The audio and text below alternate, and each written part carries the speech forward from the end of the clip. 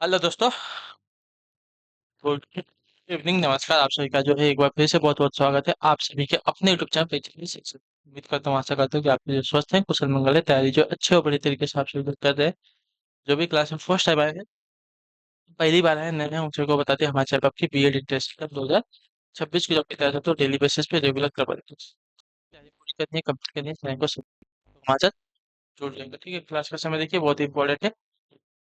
GK चीज की जो सुबह 10 बजे डेली आप सबको देखने को मिलती है। रीजनिंग की जो क्लास है दोपहर को 1 बजे, हिंदी की जो क्लास है रात को 8 बजे आप सबको देखने को मिलता है। आप सबको इसी टाइम पर क्लास से जुड़कर अपनी तैयारी को पूरा नीचे डिस्क्रिप्शन में इंस्टाग्राम टेलीग्राम का लिंक मिलेगा आप सभी को। ठीक है, तो इंस्टाग्राम टेलीग्राम पे हमें क्या करेंगे, ज्वाइन करेंगे।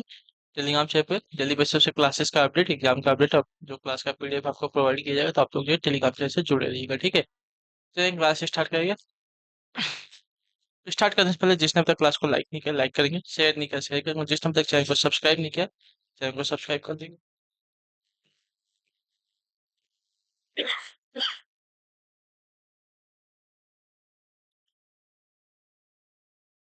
चलिए, हिया का शब्द क्या है?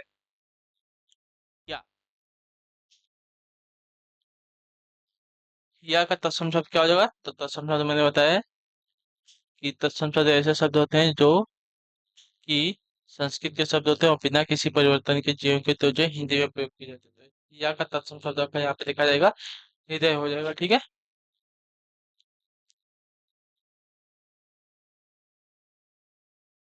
चलिए, तो ऑप्शन नंबर हमारा सी जो दिएगा आपका गाइडेंस। चलिए, 52 नंबर, अवसाद में कौन सा उपसर्ग है? उपसर्ग भी मैंने बताया शब्दांश के प्रारंभ में लगकर शब्द का अर्थ करने का कार्य करते हैं। ठीक है, तो यहाँ पे अवसाद, और साथ में आपका जो है अ उपसर्ग लगेगा। ऑप्शन नंबर ए हमारा राइट हो जाएगा। ठीक है, क्लियर।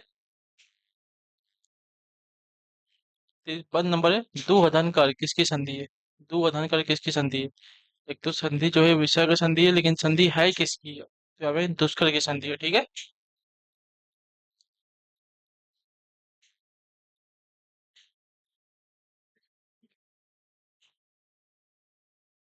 चलिए अगला प्रश्न देखेंगे। 54 नंबर, गगन चुम्बी का समास वगैरह क्या हुआ? गगन चुम्बना, गगन को चुम्बने वाला, गगन में रहने वाला, या इनमें से कोई नहीं?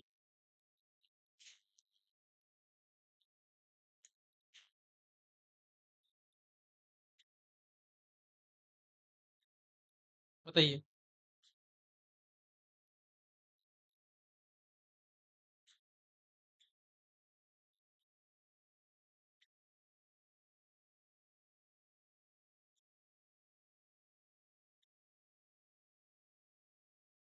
चलिए, गगन चुम्बी, तो गगन को चूमने वाला। ठीक है, गगन चुम्बी यानी कि गगन को चूमने वाला, ऑप्शन नंबर बी हमारा सही हो जाएगा। ठीक है, चलिए अगला प्रश्न देखेंगे आपका। 55 नंबर, जिसे लांघना बहुत कठिन हो का अर्थ क्या है? जिसे लांघना बहुत कठिन हो का क्या अर्थ है? दुर्लभ है, बताइए। तो option number A he right हो जाएगा, दुर्लभ। ठीक है, जिसे लांघना बहुत कठिन हो उसके लिए एक शब्द आपका है दुर्लभ। सॉरी, चलिए। 56 से 56, छोटे छोटे ताजमहल के रचयिता कौन थे? छोटे छोटे ताजमहल, इसके रचयिता कौन?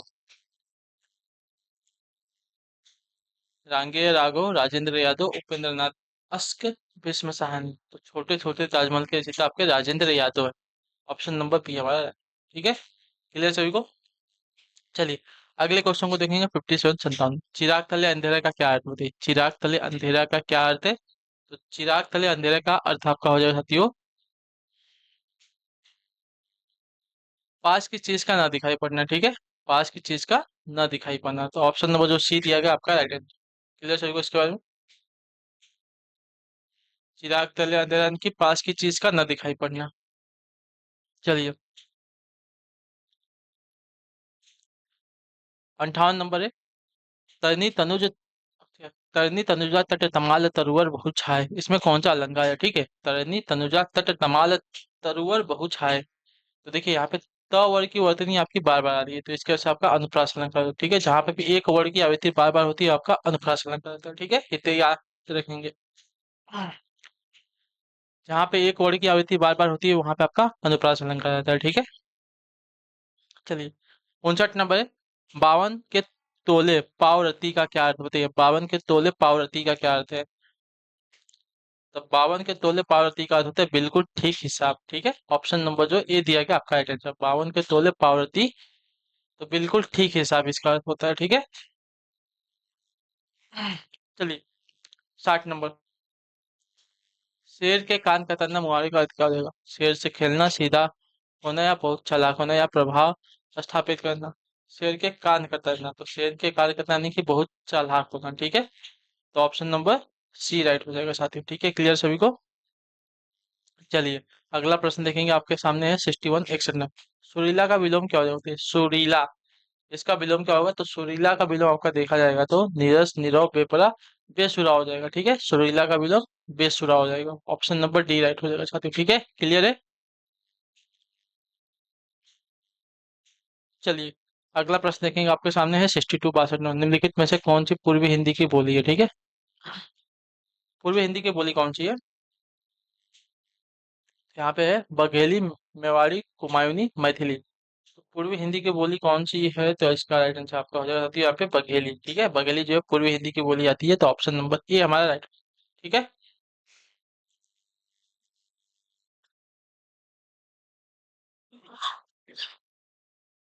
63 निम्नलिखित में से कौन सी पहाड़ी भाषा की बोली है? ठीक है, गढ़वाली, कुमायूनी, पश्चिमी पहाड़ी या ये सभी। तो सभी के सभी जो है पहाड़ी भाषा की बोली है। ठीक है, ऑप्शन नंबर डी राइट हो जाएगा। ठीक है, गढ़वाली, कुमायूनी और पश्चिमी हिंदी ये सभी के सभी जो है पहाड़ी भाषा की बोली है। ठीक है, चलिए 64 त्याजु कहानी किसकी रचना है बताइए? त्याजु कहानी जो है किसकी रचना है साथियों?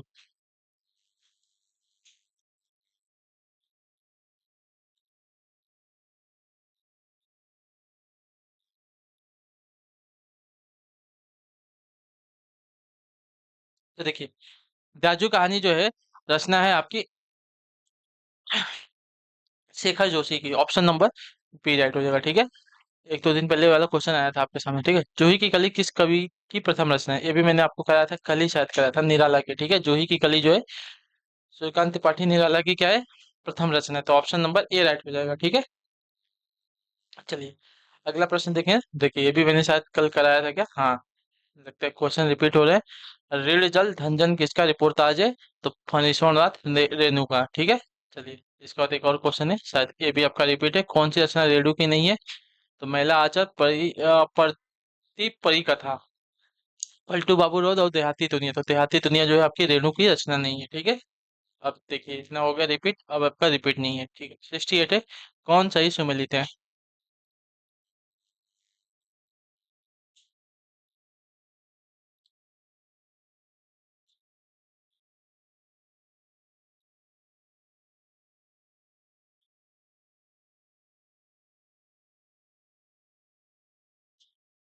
तो हमें सही सुमेलित बताना है। ठीक है, निर्मल वर्मा दिया गया है अंतिम अरण्य, तो ये वाला जो है सही सुमेलित है। पहला वाला जो दिया गया है सही सुमेलित दिया गया है।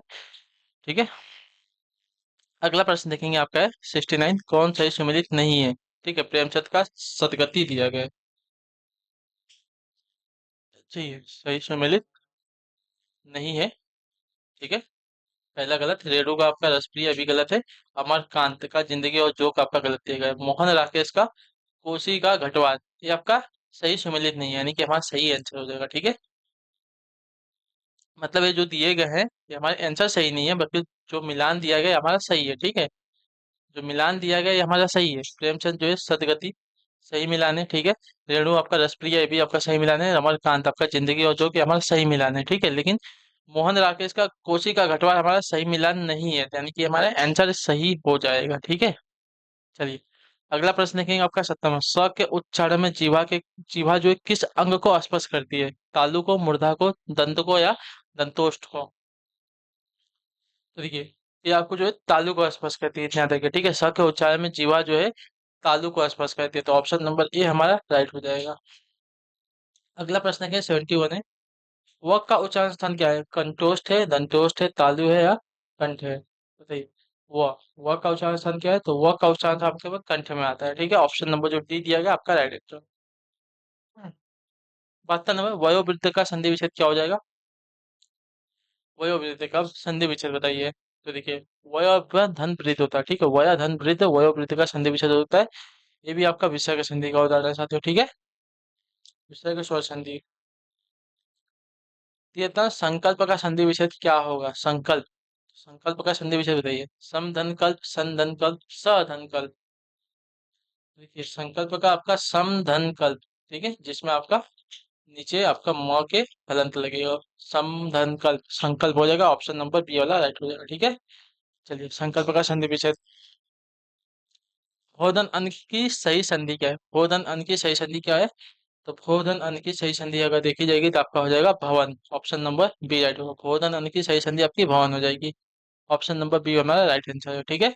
अगला प्रश्न देखिए आपके सामने 75 नंबर, निम्न में कौन सी वर्तनी शुद्ध है, ठीक है। निम्न से कौन सी वर्तनी आपकी शुद्ध दी गई है यहाँ पे।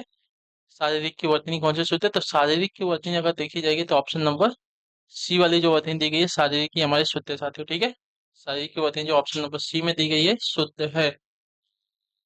चलिए, तो इसी के साथ जो क्लास है आज की यहीं पे आप सभी की कंप्लीट है। तो उम्मीद करता हूँ आप सबको जो क्लास है अच्छी लगी, पसंद है तो अपना जो फीडबैक है क्लास का नीचे कमेंट में, क्लास अच्छी लगी क्लास को लाइक करेंगे, चैनल पर पहली बार आएंगे तो चैनल को सब्सक्राइब कर लेंगे। हम आपसे मिलते हैं आपकी अगली क्लास है, तब तक के लिए टाटा बाय बाय, जय हिंद जय भारत। आपसे क्लास से जुड़ने के लिए बहुत बहुत ही धन्यवाद साथियों।